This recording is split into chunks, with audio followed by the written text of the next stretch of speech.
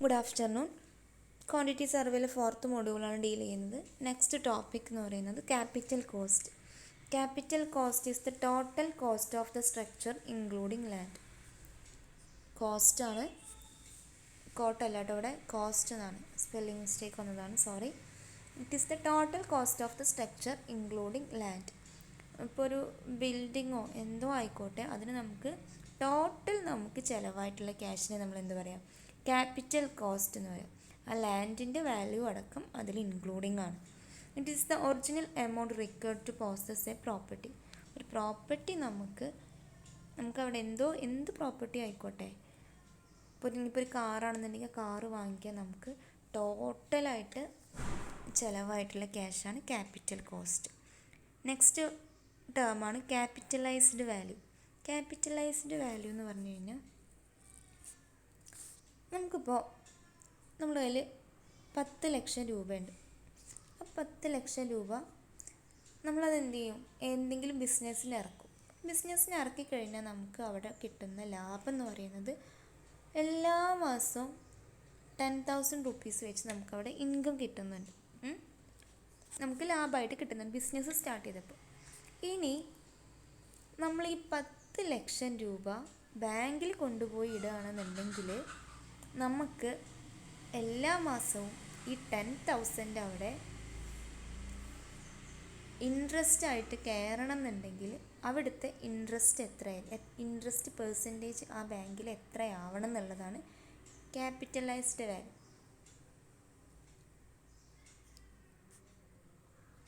It is the amount of money whose annual interest at the highest prevailing rate of interest will be equal to the net income from the property. അപ്പോൾ നമുക്ക് കിട്ടുന്ന income എത്രയാണോ അത്ര തന്നെ നമുക്ക് ബാങ്കിൽ deposit ചെയ്ത് കഴിഞ്ഞാലും അത്ര ഇൻകം കിട്ടണം എന്നുണ്ടെങ്കിൽ അവിടുത്തെ ഹയസ്റ്റ് ഇൻട്രസ്റ്റ് റേറ്റിൽ നമുക്ക് അത്ര ഇൻകം കിട്ടണം എന്നുണ്ടെങ്കിൽ നമ്മൾ എത്ര രൂപ ബാങ്കിലിടണം, അതിനെയാണ് നമ്മൾ എന്ത് പറയുക? ക്യാപിറ്റലൈസ്ഡ് വാല്യൂ എന്ന് പറയും. പറഞ്ഞത് മനസ്സിലായി എന്ന് വിചാരിക്കുന്നു. നമുക്ക് 10 ലക്ഷം രൂപ ഉണ്ട്, നമ്മളൊരു ബിസിനസ് സ്റ്റാർട്ട് ചെയ്തു, നമുക്ക് എല്ലാ മാസം 10,000 ആണ് ഇൻകം ആയിട്ട് കിട്ടുന്നത്. അപ്പോൾ ഈ ഇൻകം നമ്മളിപ്പോൾ അവിടുത്തെ ഇപ്പോൾ 10% ആണ് അവിടെ ബാങ്കിൽ ഇൻട്രസ്റ്റ് റേറ്റ് എന്നുണ്ടെങ്കിൽ ആ 10% റേറ്റിൽ നമ്മൾ ബാങ്കിൽ എത്ര രൂപ ഇട്ട് കഴിഞ്ഞാൽ നമുക്ക് മാസം മാസം ഇൻട്രസ്റ്റ് ആയിട്ട് 10,000 കിട്ടുക, അത്രയും ക്യാഷിനെയാണ് എന്ത് പറയുക? ക്യാപിറ്റലൈസ്ഡ് വാല്യൂ എന്ന് പറയാം. Okay, capitalized value of a property is calculated from the net income from the property and the highest prevailing rate of interest. നമ്മളിത് കാൽക്കുലേറ്റ് ചെയ്യുക, നമുക്ക് കിട്ടുന്ന ഇൻകത്തെ അതുപോലെ ഇൻട്രസ്റ്റ് റേറ്റും വെച്ചിട്ടാണ്. Capitalized value is equal to net income into years purchase ആണ് വരിക. ഇയേഴ്സ് പർച്ചേസ് നമ്മൾ പഠിച്ചതാണ് കഴിഞ്ഞ ക്ലാസ്സിൽ. ഇയേഴ്സ് പർച്ചേസിൻ്റെ ഇക്വേഷൻ എന്താ വരിക? YP is equal to 100 by interest rate I എന്ന് പറയുന്നത് പെർസെൻറ്റേജിലാണ്. ഇനി ഡെസിമലിലാണെങ്കിൽ ഇയേഴ്സ് പർച്ചേസ് എന്ത് വരും? 1/i വരും. ഇൻട്രസ്റ്റ് റേറ്റ് ഡെസിമലിലാണെങ്കിൽ 1/i എന്നാണ് വരിക. അപ്പോൾ ക്യാപിറ്റലൈസ്ഡ് വാല്യൂ എന്താ വരിക? Net income into years purchase ചെയ്ത് കഴിഞ്ഞാൽ ക്യാപിറ്റലൈസ്ഡ് വാല്യൂ വരും. അതുകൊണ്ട് പ്രോബ്ലം ചെയ്യാം. Arjun bought a building for 5 lakh. The total rent obtained from the building is 3,000 in a month. The yearly repair and maintenance cost of the building is about 20% of the total income. Find the capitalized value of the building if the highest prevailing rate of interest is 5%. Arjun ഒരു building വാങ്ങി 5 ലക്ഷം രൂപയാണ്. അതിന് അയാൾക്ക് റെൻ്റായിട്ട് കിട്ടുന്നത് 3,000 രൂപ. ഓരോ മാസം 3,000 രൂപ കിട്ടുന്നുണ്ട്. പിന്നെ മെയിൻ്റനൻസ് ആയിട്ട് നമുക്ക് കിട്ടുന്ന ലാഭത്തിൻ്റെ 20% ആണ്. നമുക്കിവിടെ കണ്ടുപിടിക്കേണ്ടത് ക്യാപിറ്റലൈസ്ഡ് വാല്യൂ ആണ്. ഇൻട്രസ്റ്റ് റേറ്റ് തന്നിട്ടുണ്ട് 5% ആണ്. ക്യാപിറ്റൽ കോസ്റ്റ് നമുക്ക് ചിലവായത് 5 ലക്ഷം രൂപ. ഗ്രോസ് ഇൻകം ഇന്ന ഇയറാണ് പറയുന്നത്. അപ്പോൾ 3,000 ഇൻറ്റു 12 36,000 റുപ്പീസാണ് നമ്മുടെ ഒരു വർഷത്തെ ഇൻകം. ഔട്ട് ഗോയിങ്സ്, റിപ്പയറിനും മെയിൻ്റനൻസിനുള്ള ഔട്ട് ഗോയിങ്സ് എന്ന് പറയുന്നത് ഈ ഇയർലി കിട്ടുന്ന ഇൻകത്തിൻ്റെ 20%. അപ്പോൾ 36,000 ഇൻറ്റു 20/100 ചെയ്യുമ്പോൾ 7,200 റുപ്പീസാണ് ഔട്ട് ഗോയിങ്സ്. ഇപ്പോൾ നെറ്റ് ഇൻകം എന്ന് പറഞ്ഞു കഴിഞ്ഞാൽ നമുക്കിവിടെ കിട്ടിയിട്ടുള്ള ഗ്രോസ് ഇൻകത്തിൽ നിന്ന് ഔട്ട് ഗോയിങ്സ് മൈനസ് ചെയ്തത്. 36,000 മൈനസ് 7,200 ചെയ്ത് കഴിഞ്ഞാൽ 28,800 റുപ്പീസാണ് ഇവിടെ net income. Okay. Highest prevailing rate of interest ആണ് 5% ആണ്. അപ്പോൾ ഇയേഴ്സ് പർച്ചേസ് കണ്ടുപിടിക്കുക. 100/i ചെയ്യുമ്പോൾ 100/5 = 20. ഇയേഴ്സ് പർച്ചേസ് 20 ആണ്. ക്യാപിറ്റലൈസ്ഡ് വാല്യൂ എന്താ വരിക? Net income into years purchase. Net income നമുക്ക് കിട്ടിയിട്ടുണ്ട് 28,800 ഇൻറ്റു ഇയേഴ്സ് പർച്ചേസ് 20. അപ്പോൾ 5,76,000 റുപ്പീസ്. ഇപ്പോൾ ക്യാപിറ്റലൈസ്ഡ് വാല്യൂ 5,76,000 റുപ്പീസ്. അപ്പോൾ നമുക്ക് ഇവിടെ നമ്മൾ ബിസിനസ് സ്റ്റാർട്ട് ചെയ്യുമ്പോൾ ബിസിനസ് സ്റ്റാർട്ട് ചെയ്യുമ്പോൾ 36,000 റുപ്പീസാണ് ആനുവൽ ഇൻകം ആയിട്ട് കിട്ടിയിട്ടുണ്ടായിരുന്നത്. ആ ക്യാഷ് നമുക്ക് കിട്ടണമെന്നുണ്ടെങ്കിൽ നമ്മൾ ബാങ്കിൽ നമുക്ക് ഇൻട്രസ്റ്റ് ആയിട്ട് ആ ക്യാഷ് കിട്ടണമെന്നുണ്ടെങ്കിൽ 5,76,000 റുപ്പീസ് ഡെപ്പോസിറ്റ് ചെയ്യാം. ഇതിനെയാണ് ക്യാപിറ്റലൈസ്ഡ് വാല്യൂ എന്ന് പറയാം. നെക്സ്റ്റ് ഒരു problem. A man boat A car of 12 lakhs four letting. വാടക കൊടുക്കാൻ വേണ്ടി ഒരാളൊരു കാർ മേടിച്ചു. 12 ലക്ഷം രൂപയാണ് ആയത്. The total rent obtained from the car is 8,000. 8,000 രൂപയാണ് നമുക്ക് റെൻറ്റായിട്ട് മാസം കിട്ടുന്നത്. The yearly repair cost of the car is 10,000. ഒരു വർഷം അതിൻ്റെ റിപ്പയറിംഗ് കോസ്റ്റൊക്കെ 10,000 ആവും. Find the capitalised value of the car if the highest prevailing rate of interest is 6%. 6% ആണ് അവിടുത്തെ ഇൻട്രസ്റ്റ് റേറ്റ് പറഞ്ഞിട്ടുള്ളത്. അപ്പോൾ അങ്ങനെയാണെന്നുണ്ടെങ്കിൽ ക്യാപിറ്റലൈസ്ഡ് വാല്യൂ കണ്ടുപിടിക്കും. ക്യാപിറ്റൽ കോസ്റ്റ് എത്രയാണ് വന്നത്? 12 lakhs. ഗ്രോസ് ഇൻകം എന്ന് പറയുന്നത് ഇന്ന് ഇയർ ആകുമ്പോൾ 8,000 into 12 = 96,000 rupees. Out goings 10,000. Net income എന്ന് പറയുന്നത് gross income minus out goings ആണ്. അപ്പോൾ 86,000 ആണ് നമ്മുടെ നെറ്റ് ഇൻകം വന്നത്. Okay. Highest prevailing rate of interest എത്രയാണ്? 6% ആണ് ക്വസ്റ്റ്യൻ തന്നിട്ടുണ്ട്. അപ്പോൾ ഇയേഴ്സ് പർച്ചേസ് 100/i ചെയ്യുക. 100/6 = 16.67. ക്യാപിറ്റലൈസ്ഡ് വാല്യൂ എന്ത് വരും? Net income into years purchase. Net income 86,000 into years purchase 16.67. അപ്പോൾ 14,33,333 റുപ്പീസ് നമ്മൾ ബാങ്കിൽ ഡെപ്പോസിറ്റ് ചെയ്താലേ നമുക്ക് ആനുവലായിട്ട് ഈ 86,000 റുപ്പീസ് ഇൻകം പോലെ ഇൻട്രസ്റ്റ് ആയി കയറി വരുള്ളൂ. ഓക്കെ. അപ്പോൾ ചെയ്യുന്ന മെത്തേഡ് നോക്കി വെക്കുക. ഇതിൽ ശ്രദ്ധിക്കേണ്ട ഇയേഴ്സ് പർച്ചേസ് ആണ്. ഇയേഴ്സ് പർച്ചേസ് നമ്മൾ പെർസെൻറ്റേജിലാവുമ്പോൾ 100/i എന്നുള്ള ഇക്വേഷൻ യൂസ് ചെയ്യും. ഇനി ഡെസിമലിനാണെങ്കിൽ 1/i. അപ്പോൾ ഇവിടെ എന്ത് വരും? 1/6%. ചിലപ്പോൾ 0.06 എന്ന് വരും. ഓക്കെ. നെക്സ്റ്റ് ടോപ്പിക്കാണ് depreciation. Depreciation. It can be defined as the decrease or loss in the value of a property due to the structural deterioration, use, wear and tear, decay and obsolescence. ഇപ്പോൾ ഒരു എന്ത് property ആയിക്കോട്ടെ അതിൻ്റെ value ദിവസം കഴിയും തോറും കുറഞ്ഞു വരും. അല്ല, ഇപ്പം നമ്മളൊരു കാറ് വാങ്ങി, വർഷം കൂടുന്തോറും അതിൻ്റെ വാല്യൂ കുറഞ്ഞു വരും. അപ്പോൾ അത് എന്തുകൊണ്ടാണ്? സ്ട്രക്ചറൽ ഡീറ്റീരിയേഷൻ നമ്മൾ യൂസ് ചെയ്യുന്നതിനനുസരിച്ച്. പിന്നെ വിയർ ആൻഡ് ടിയർ, ഡീക്കേ, പിന്നെ മോഡൽ ഒബ്സോളസൻസ് എന്ന് പറഞ്ഞാൽ എന്താ? ഔട്ട് ഓഫ് മോഡൽ മാറും അല്ലേ? ട്രെൻഡ് മാറുന്നതിനനുസരിച്ച് അതിൻ്റെ വാല്യൂ കുറയും. അങ്ങനെയൊക്കെ ആകുമ്പോൾ എന്ത് വരും? ഡിപ്രീസിയേഷൻ്റെ വാല്യൂ കുറയും. ആ വാല്യൂ കുറയുന്ന ആ ഒരു പ്രോസസ്സിനെ എന്ത് പറയാം? ഡിപ്രീസിയേഷൻ എന്ന് പറയും. Annual decrease in the value of property is known as annual depreciation. വർഷം ആയിട്ട് ആനുവലി ഡിപ്രീസിയേഷൻ സംഭവിക്കുന്നതിനാണ് ആനുവൽ ഡിപ്രീസിയേഷൻ എന്ന് പറയാം. The percentage rate of depreciation is less at the beginning and gradually increase during later years.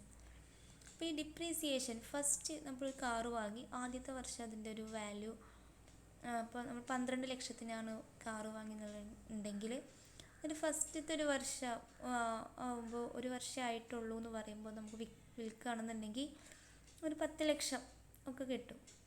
പിന്നെ second വർഷം കൂടുന്തോറും, രണ്ടാമത്തെ വർഷം കഴിയുന്തോറും അതൊരു ഒരു 9 ലക്ഷത്തിന് കിട്ടും. 3 വർഷമൊക്കെ ആകുമ്പോൾ പിന്നെ പെട്ടെന്ന് അത് 7 ലക്ഷത്തിൽ കുറയും.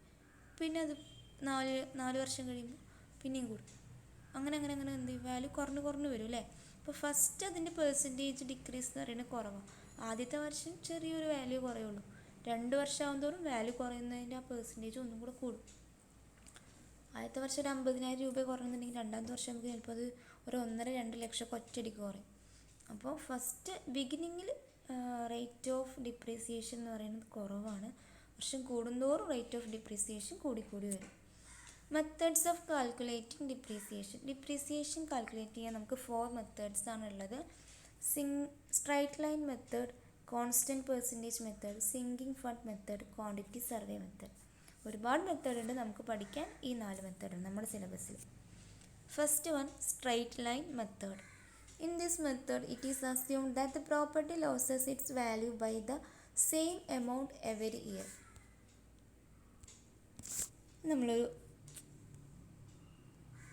നമ്മളൊരു പ്രോപ്പർട്ടി മേടിച്ചു, 10 ലാക്കാണ്. ഒരു ഒബ്ജക്റ്റ്, എന്തോ ഒരു മെറ്റീരിയൽ, എന്തോ ഒന്ന് വാങ്ങി, 10 ലാക്കാണ് റുപ്പി. അപ്പം അതിൻ്റെ എല്ലാ വർഷവും അതിൻ്റെ വാല്യൂ 10,000 വെച്ചിട്ടാണ് ഡിക്രീസ് ആവുന്നത്. എല്ലാ വർഷവും 10,000. അപ്പം അങ്ങനെയുള്ളതിനെ നമ്മൾ എന്താ പറയുക, സ്ട്രെയിറ്റ് ലൈൻ മെത്തേഡ്. ഇതിൽ നമ്മൾ അസ്യൂം ചെയ്യുന്നത്, ഈ മെത്തേഡിൽ നമ്മൾ അസ്യൂം ചെയ്യുന്നത് എന്താ വെച്ച് കഴിഞ്ഞാൽ എല്ലാ വർഷവും സെയിം എമൗണ്ടാണ് ഡിക്രീസ് ആവുന്നത് എന്നുള്ളതാണ്. അങ്ങനെയുള്ളതിനെ നമ്മൾ എന്താ പറയുക, straight line method. Okay. A fixed amount of original cost is deducted every year so that at the end of the utility period only the scrap value is left. Scrap value എന്ന് പറഞ്ഞു കഴിഞ്ഞാൽ എന്താ, നമുക്ക് last ഇപ്പോൾ നമ്മൾ ഒരു building ആണെന്നുണ്ടെങ്കിൽ ഇതിൽ ലാസ്റ്റ് നമുക്ക് എന്ത് ചെയ്യും, അതിൻ്റെ ജനൽ അതുപോലെ വാതിലൊക്കെ നമുക്ക് സ്ക്രാപ്പ് വാല്യൂ ആയിട്ട് യൂസ് ചെയ്യാം അല്ലേ. അതൊക്കെ നമുക്ക് വിറ്റ് കഴിഞ്ഞാൽ അതിൻ്റെ ഒരു വാല്യൂ കിട്ടും. അപ്പോൾ അങ്ങനെയുള്ളതിനാണ് നമ്മൾ സ്ക്രാപ്പ് വാല്യൂ എന്ന് പറയാം. അപ്പോൾ ഈ സ്ട്രെയിറ്റ് ലൈൻ മെത്തേഡിൽ എല്ലാ വർഷവും ഒരു ഡെഫിനിറ്റ് ആയിട്ടുള്ള ഒരു എമൗണ്ടാണ് കുറഞ്ഞു വരുന്നത്. ഇപ്പോൾ യൂട്ടിലിറ്റി പീരീഡ് കഴിഞ്ഞ സമയത്ത് സ്ക്രാപ്പ് വാല്യൂ മാത്രമാണ് അവിടെ ബാക്കി വരിക. ഇതിൽ ആനുവൽ ഡിപ്രീസിയേഷൻ ഡി കണ്ടുപിടിക്കാനുള്ള ഇക്വേഷനാണ് original cost minus scrap value divided by life in year. Original cost എത്രയാണോ അതിന് സ്ക്രാപ്പ് വാല്യൂ മൈനസ് ചെയ്യുക, അതിനെ ലൈഫ് പീരീഡ് കൊണ്ട് ഡിവൈഡ് ചെയ്ത് കഴിഞ്ഞാൽ നമുക്ക് ആനുവൽ ഡിപ്രീസിയേഷൻ കിട്ടും. സ്ട്രൈറ്റ് ലൈൻ മെത്തേഡിൽ പറഞ്ഞത് ഓക്കെ ആണെന്ന് വിചാരിക്കുന്നു. സ്ട്രൈറ്റ് ലൈൻ മെത്തേഡിൽ നമ്മൾ അസ്യൂം ചെയ്യുന്നത് എല്ലാ വർഷവും സെയിം എമൗണ്ടാണ് ഡിഡക്റ്റ് ചെയ്യുന്നത്, ഡിപ്രീസിയേഷൻ സംഭവിക്കുന്നത് എന്നാണ് നമ്മൾ അസ്യൂം ചെയ്യുന്നത്. അപ്പോൾ ഇതിൻ്റെ എൻഡ് ഓഫ് യൂട്ടിലിറ്റി പീരീഡ് വെറും സ്ക്രാപ്പ് വാല്യൂ മാത്രമാണ് അവിടെ ബാലൻസ് ആവുന്നത്. Annual depreciation straight line method വെച്ച് ആനുവൽ ഡിപ്രീസിയേഷൻ കണ്ടുപിടിക്കാനുള്ള ഇക്വേഷൻ ആണ് original cost minus scrap value divided by life in year. Original cost എത്രയാണോ അതിന് സ്ക്രാപ്പ് വാല്യൂ മൈനസ് ചെയ്യുക, divided by life of that property in year. Okay. അപ്പോൾ നമുക്ക് annual depreciation കിട്ടും. ഏത് മെത്തേഡ് വെച്ച്, സ്ട്രൈറ്റ് ലൈൻ മെത്തേഡ്. നെക്സ്റ്റ് മെത്തേഡാണ് constant percentage. ഇവിടെ എന്താണെന്ന് വെച്ച് കഴിഞ്ഞാൽ ഞാൻ പറഞ്ഞു പ്രോപ്പർട്ടി,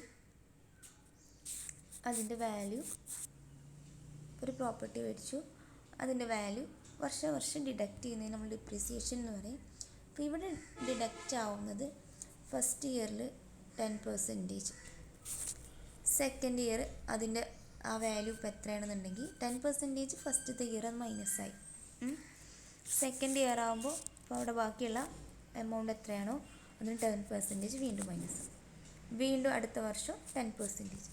ഇവിടെ നമ്മൾ അസ്യൂം ചെയ്യുന്നത് ഡിപ്രീസിയേഷൻ സംഭവിക്കുന്ന ഒരു കോൺസ്റ്റൻറ്റ് പെർസെൻറ്റേജ് റേറ്റിലാണ്. നമ്മൾ നേരത്തെ പറഞ്ഞത് കോൺസ്റ്റൻറ്റ് റേറ്റ് ആയിരുന്നു. ഇവിടെ പെർസെൻറ്റേജ് 10%, എല്ലാ വർഷവും 10% അല്ലെങ്കിൽ ഒരു കോൺസ്റ്റൻറ്റ് പെർസെൻറ്റേജ് ആണ് ഡിപ്രീസിയേഷൻ സംഭവിക്കുന്നത് എന്നാണ് നമ്മൾ അസ്യൂം ചെയ്യുന്നത്. അപ്പോൾ ഇവിടെ കണ്ടുപിടിക്കാൻ ആനുവൽ ഡിപ്രീസിയേഷൻ പെർസെൻറ്റേജ് ഡി കണ്ടുപിടിക്കാനുള്ള ഇക്വേഷനാണ് 1 - S/C raised to 1/n. ഇതിൽ സി എന്ന് പറഞ്ഞാൽ original cost or capital cost, S പറഞ്ഞാൽ സ്ക്രാപ്പ് വാല്യൂ, എൻ എന്താ ലൈഫ്. ഓക്കെ. ഇനി നമുക്കിപ്പോൾ ഇതിങ്ങനെ ഓരോ വർഷം കോൺസ്റ്റൻറ്റ് റേറ്റിലാണെന്ന് പറഞ്ഞില്ലേ, നമുക്കൊരു 5 വർഷമാകുമ്പോൾ അതിൻ്റെ വാല്യൂ എത്രയാണെന്ന് അറിയണമെന്നുണ്ടെങ്കിൽ ഇക്വേഷനാണ് C/S/C/M/C m/n. എന്ന് പറഞ്ഞു കഴിഞ്ഞാൽ mth ഇയർ, എത്രാമത്തെ വർഷത്തിലുള്ള റേറ്റ് ആണോ നമുക്ക് കണ്ടുപിടിക്കേണ്ടതെന്നുണ്ടെങ്കിൽ ആ ഇയർ. ഇപ്പോൾ 5th ഇയറിൽ എത്ര റേറ്റ് വരുന്നതാണെങ്കിൽ 5 ആണ് എമ്മിൻ്റെ സ്ഥാനത്ത് കൊടുക്കേണ്ടത്. n പറഞ്ഞാൽ അതിൻ്റെ യൂട്ടിലിറ്റി പീരീഡ്, അതിൻ്റെ ലൈഫ്. എസ് എന്താണ്? Scrap value. C capital cost. Okay. അപ്പോൾ കോൺസ്റ്റൻറ്റ് പെർസെൻറ്റേജിൽ എങ്ങനെയാണ് ഒരു വർഷം ഡിപ്രീസിയേഷൻ സംഭവിക്കുന്ന ഒരു കോൺസ്റ്റൻറ്റ് പെർസെൻറ്റേജിൽ എല്ലാ വർഷവും 10% ആണ് ഡിക്രീസ് ആവുന്നതെന്ന് നമ്മൾ അസ്യൂം ചെയ്തിട്ട് ഡിപ്രീസിയേഷൻ കണ്ടുപിടിക്കുന്നതിനാണ് എന്താ പറയുക? Constant percentage. Next on sinking fund method. Sinking fund മെത്തേഡിൽ ഫസ്റ്റ് എന്താണ് സിങ്കിങ് ഫണ്ട് എന്ന് പറയാം? മുമ്പ് പറഞ്ഞതാണ്. അപ്പോൾ നമുക്ക് 10 lakh വെച്ചിട്ട് നമ്മളൊരു പ്രോപ്പർട്ടി വാങ്ങി. അതിൻ്റെ യൂട്ടിലിറ്റി പീരീഡ് എന്ന് പറയുന്നത് 20 years ആണ് അതിൻ്റെ ലൈഫ്. 20 years കഴിഞ്ഞാൽ അതിൻ്റെ വാല്യൂ 0 ആയി മാറും. അവിടെ പിന്നെ വാല്യൂ ഇല്ല. അങ്ങനെയാണെന്നുണ്ടെങ്കിൽ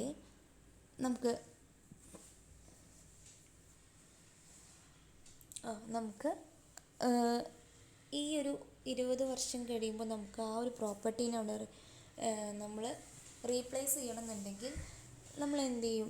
നമുക്ക് 10 lakh rupees വേണം 20 വർഷം കഴിഞ്ഞ്. ഇനി അടുത്തത് ഇതേപോലെ പ്രോപ്പർട്ടി മേടിക്കണമെന്നുണ്ടെങ്കിൽ 10 ലക്ഷം രൂപ വേണം. അപ്പം നമ്മൾ വർഷം എന്ത് ചെയ്യുക? വർഷം ഒരു എമൗണ്ട് അവിടെ ഇങ്ങനെ വർഷം നമ്മൾ ഒരു എമൗണ്ട് ഇങ്ങനെ അവിടെ എന്ത് ചെയ്യണം? അക്യുമുലേറ്റ് ചെയ്ത് വെക്കാം. അങ്ങനെ വെക്കുമ്പോൾ ഈ അക്കൗണ്ടിന്, ഈ ഒരു എമൗണ്ടിനെയാണ് നമ്മൾ എന്ത് പറയുന്നത്? സിങ്കിങ് ഫണ്ട് എന്ന് പറയുന്നത്. ആനുവൽ സിങ്കിങ് ഫണ്ട് എന്ന് പറയും. ഇവിടെ ഈ മെത്തേഡിൽ നമ്മൾ എന്ത് ചെയ്യുക? ഈ ആനുവലി നമ്മൾ അക്യുമുലേറ്റ് ചെയ്യുന്ന ഈ ഒരു വാല്യൂ ഇല്ലേ, അതാണ് ഇവിടെ ഡിപ്രീസിയേഷനായിട്ട് കുറഞ്ഞുകൊണ്ടിരിക്കുന്നത്. സിങ്കിങ് ഫണ്ടായിട്ട് നമ്മൾ എത്ര രൂപയാണോ വർഷം എടുത്തു വയ്ക്കുന്നത്, അപ്പോൾ അത്രയും രൂപയാണ് ഓരോ വർഷവും ആ നമ്മളെ കയ്യിലുള്ള പ്രോപ്പർട്ടിയുടെ വാല്യൂ മൈനസ് ആയിക്കൊണ്ടിരിക്കും, ഡിപ്രീസിയേഷൻ സംഭവിച്ചുകൊണ്ടിരിക്കും. അങ്ങനെ അസ്യൂം ചെയ്യാം. അതാണ് സിങ്കിങ് ഫണ്ട് മെത്തേഡ്. സിങ്കിങ് ഫണ്ടായിട്ട് നമ്മൾ എത്ര രൂപയാണോ എടുത്തു വയ്ക്കുന്നത്, നമുക്ക് 20 വർഷം കഴിഞ്ഞാൽ അവിടെ റീപ്ലേസ് ചെയ്യാൻ വർഷം നമ്മൾ എന്ത് ചെയ്യണം? ഒരു എമൗണ്ട് ഇങ്ങനെ എടുത്തു വെച്ച് ലാസ്റ്റ് 10 ലക്ഷം ആക്കണം 20 വർഷം കഴിയുമ്പോൾ. അപ്പോൾ അങ്ങനെ ആക്കാൻ വേണ്ടി നമ്മൾ എത്ര രൂപയാണോ എടുത്തു വെക്കുന്നത് അതിനെയാണ് നമ്മൾ സിങ്കിങ് ഫണ്ട് എന്ന് പറയുക. അപ്പോൾ ഈ സിങ്കിങ് ഫണ്ട് ഇപ്പോൾ ഒരു 10,000 രൂപയാണ് വർഷം നമ്മൾ എടുത്തു വെക്കുന്നതെന്നുണ്ടെങ്കിൽ ആ 10,000 രൂപയാണ് ഓരോ വർഷം എന്ത് ചെയ്യുന്നത്? ഡിപ്രീസിയേഷൻ സംഭവിച്ചുകൊണ്ടിരിക്കുന്നത് എന്ന് അസ്യൂം ചെയ്യുന്ന ആ ഒരു മെത്തേഡാണ് sinking fund method. In this method the depreciation of the property is assumed to be equal to annual sinking fund plus the interest rate on the fund for that year. Okay. Annual depreciation depends on annual sinking fund. Annual depreciation ഇവിടെ annual sinking ഫണ്ടിനെ depend ചെയ്യും. The annual sinking fund I is equal to SI divided by 1 minus I all raised to n plus 1. നമ്മൾ മുമ്പ് പഠിച്ച ഇക്വേഷനാണ് sinking fund കണ്ടുപിടിക്കാൻ equation. അറിയാമെന്ന് വിചാരിക്കുന്നു. Next ഇവിടെ നമ്മളൊരു plus the interest rate on the fund. എന്താ വെച്ച് കഴിഞ്ഞാൽ നമ്മളിത് അക്യുമുലേറ്റ് ചെയ്യുക നമ്മൾ ബാങ്കിലാണല്ലേ. ബാങ്കിലാണ് നമ്മൾ ഈ ക്യാഷ് കൊണ്ടുപോയിട്ട് ഡെപ്പോസിറ്റ് ചെയ്യുക. അപ്പം അങ്ങനെ ആവുമ്പോൾ ബാങ്കിൽ നമ്മൾ ഇപ്പോൾ ഫസ്റ്റത്തെ ഇയറിൽ 1 lakh ഡെപ്പോസിറ്റ്. ഇപ്പോൾ സെക്കൻഡ് ഇയർ ആകുമ്പോൾ ഈ 1 lakhൻ്റെ കൂടെ അവിടുത്തെ ഇപ്പോൾ 5% ആണ് ഇൻട്രസ്റ്റ് എന്നുണ്ടെങ്കിൽ 5%ൻ്റെ ഒരു ഇൻട്രസ്റ്റ് വാല്യൂ അവിടെ ആഡ് ചെയ്തിട്ടുണ്ടാവും. അപ്പോൾ നെക്സ്റ്റ് ഇയറിൽ അവിടുത്തെ സിങ്കിങ് ഫണ്ട് പറയണമെങ്കിൽ 1 lakhഉം ഇവിടെ ഉണ്ടായ ഇൻട്രസ്റ്റ് റേറ്റും പിന്നെ ഈ ഒരു ഇതിനൊരു ഇൻട്രസ്റ്റ് റേറ്റ് ഉണ്ടാവില്ല, അതും കൂടെ ഉണ്ടാവും. അടുത്ത വർഷമാകുമ്പോൾ ടോട്ടൽ ഇവിടെ എത്രയും 2 ലക്ഷം, ഇവിടെ മൂന്നാമത്തെ വർഷമാകുമ്പോൾ ഇവിടെ എന്ത് വരും? ഒന്നുമില്ല, ഫസ്റ്റ് തൊട്ട് പറയാം. 1 lakh ആണ് നമ്മൾ ഫസ്റ്റത്തെ ഇയറിൽ അവിടെ ഡെപ്പോസിറ്റ് ചെയ്തത് സിങ്കിങ് ഫണ്ടായിട്ട്. അതിൻ്റെ കൂടെ അവിടുത്തെ ഒരു ഇൻട്രസ്റ്റ് റേറ്റും ഉണ്ടാവും. 5% ആണ് ഇൻട്രസ്റ്റ് എന്നുണ്ടെങ്കിൽ അതും കൂടെ അവിടെ ആഡ് ചെയ്തിട്ടുണ്ട്. രണ്ടാമത്തെ വർഷമാകുമ്പോൾ 1,00,000 കൂടെ നമ്മൾ ആഡ് ചെയ്യണം അല്ലേ. ഇപ്പോൾ 2,00,000 അതേ പ്ലസ് അവിടുത്തെ ഒരു ഇൻട്രസ്റ്റ് റേറ്റ്, ഇവിടെയുള്ള ഇൻട്രസ്റ്റും ഉണ്ടാവും. പിന്നെ ഇവിടെ ഈ ഒരു വാല്യൂവിന്, ഈ വാല്യൂ മീൻസ് ഈ ടോട്ടൽ ഈ വാല്യൂവിന് അവിടെ ഇൻട്രസ്റ്റ് കയറിയിട്ടുണ്ടാവും. ആ ഒരു ഇൻട്രസ്റ്റ് റേറ്റ് മൂന്നാമത്തെ വർഷമാകുമ്പോൾ 1,00,000 കൂടെ ആഡ് ചെയ്യും. അപ്പോൾ 3 ലാഖും ഫസ്റ്റത്തെ വർഷത്തെ ഇൻട്രസ്റ്റ് അതുപോലെ സെക്കൻഡ് വർഷത്തെ ഇൻട്രസ്റ്റ് കൂടെ അതിൽ ആഡ് ആവും. അങ്ങനെ അപ്പോൾ ഇൻട്രസ്റ്റ് റേറ്റും കൂടെ അവിടെ ആഡ് ആവുന്നുണ്ട് സിങ്കിങ് ഫണ്ടിൻ്റെ കൂടെ. ഡിപ്രീസിയേഷൻ വാല്യൂ എന്ന് പറയുന്നത് അപ്പോൾ ഇത്രയായി മാറും ഓരോ വർഷവും. നെക്സ്റ്റ് ലാസ്റ്റ് മെത്തേഡാണ് quantity surveying method. Quantity surveying method എന്ന് പറഞ്ഞു കഴിഞ്ഞാൽ ഇവിടെ മെത്തേഡൊന്നുമില്ല, കാൽക്കുലേഷൻ മെത്തേഡൊന്നുമില്ല. എക്സ്പീരിയൻസ്ഡ് ആയിട്ടുള്ള ഒരാൾ വരിക, അയാൾ വന്നിട്ട് വാല്യൂ ചെയ്യുക, ഒരു പ്രോപ്പർട്ടീനെ വാല്യൂ ചെയ്യുക, അതിനെ പഠിച്ചിട്ട് ഓരോ വർഷം ഇത്ര രൂപയാണ് അതിൻ്റെ ഡിപ്രീസിയേഷൻ എന്നുള്ളത് പറയാം. അയാൾ എന്ത് ചെയ്യുക, വർക്കൗട്ട് ചെയ്ത് കണ്ടുപിടിക്കുക ഡിപ്രീസിയേഷൻ. ഓക്കെ, എക്സ്പീരിയൻസ്ഡ് ആയിട്ടുള്ള ഒരാൾ വേണം കേട്ടോ, അല്ല ഒന്നും അറിയാത്ത ഒരാൾ പോയിട്ട് കാര്യമില്ല. എക്സ്പീരിയൻസ്ഡ് ആയിട്ടുള്ള ഒരാൾ ചെന്നിട്ട് ആ ഒരു പ്രോപ്പർട്ടീനെ സ്റ്റഡി ചെയ്ത് ഡീറ്റെയിലായി സ്റ്റഡി ചെയ്തിട്ട് ലോസ് ഓഫ് വാല്യൂ എത്രയെന്നുള്ളത് കണ്ടുപിടിച്ച് പറയുന്നതിനെയാണ് ക്വാണ്ടിറ്റി സർവേയിങ് മെത്തേഡ് എന്ന് പറയുന്നത്. Okay, in this method the property is studied in detail and loss in value due to life, wear and tear, decay, obsolescence or etc. worked out. It is done on a logical ground and it can only be done by an experienced valuer. Experience ഉള്ള ആൾക്ക് മാത്രമേ അത് കണ്ടുപിടിക്കാൻ കഴിയുള്ളൂ. അപ്പോൾ ഇതാണ് 4 method പറഞ്ഞത്. Straight line method, constant percentage method, sinking fund method, quantity survey method. 4 മെത്തേഡും ഇമ്പോർട്ടൻ്റ് ആണ്. 2 മാർക്കിന് ചോദിക്കാം മെത്തേഡ്സ് ഏതൊക്കെയാണെന്നുള്ളത്, 6 മാർക്കിന് ചോദിക്കാം, ചിലപ്പോൾ 8 മാർക്കിനോ 15 മാർക്കിനോ ചോദിക്കാം, 8 മാർക്കിന് മാക്സിമം. ഓക്കെ, അപ്പോൾ ഇമ്പോർട്ടൻ്റ് ആണ്, പഠിക്കുക. Okay, thank you.